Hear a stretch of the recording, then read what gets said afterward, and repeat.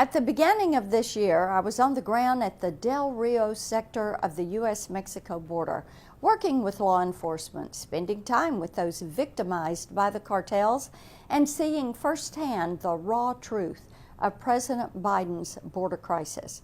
Upon returning to Washington, I introduced the Stop Taxpayer Funding of Traffickers Act to ensure hard-working American taxpayers are not forced to fund the lifestyles of offenders who are making our country more dangerous by smuggling deadly fentanyl and trafficking young girls. Abusing and using a child again and again is one of the most heinous acts imaginable, and yet it happens every single day along the southern border. That's why I introduced 3 pieces of legislation this year to combat child trafficking. One would require a DNA test to determine the familial relationship between illegal immigrants coming across the border and any accompanying children. One would empower Border Patrol agents to fingerprint non-citizens under the age of 14. And another bipartisan bill would authorize $50 million for a grant program to prevent the trafficking of women and girls. Especially as the Biden administration still cannot locate 85,000 migrant children, passing this legislation could not be more critical. This is also no more urgent threats to our nation's security than our open southern border.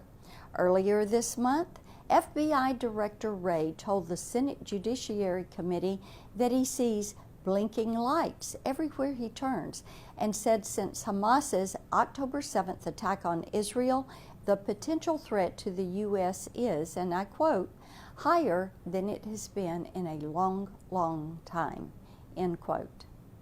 169 potential terrorists attempted to come in through the southern border last fiscal year, and 98 the year before that.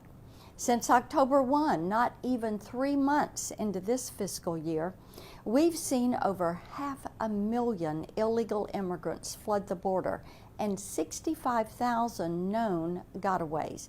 Currently, CBP is telling us that an average of 5,000 illegal immigrants are being released into our country every day. It makes you wonder how many illegal immigrants on the terrorist watch list have evaded the detection of Border Patrol. How many are in the gotaways? And you know, we know Iran is watching, and so are its proxies. Hezbollah, Hamas, the Houthis, ISIS, and Biden's open border has made it so that any number of them can walk straight into the United States. Make no mistake, the situation at our southern border is a humanitarian and national security crisis of catastrophic proportions. It's simply unsustainable.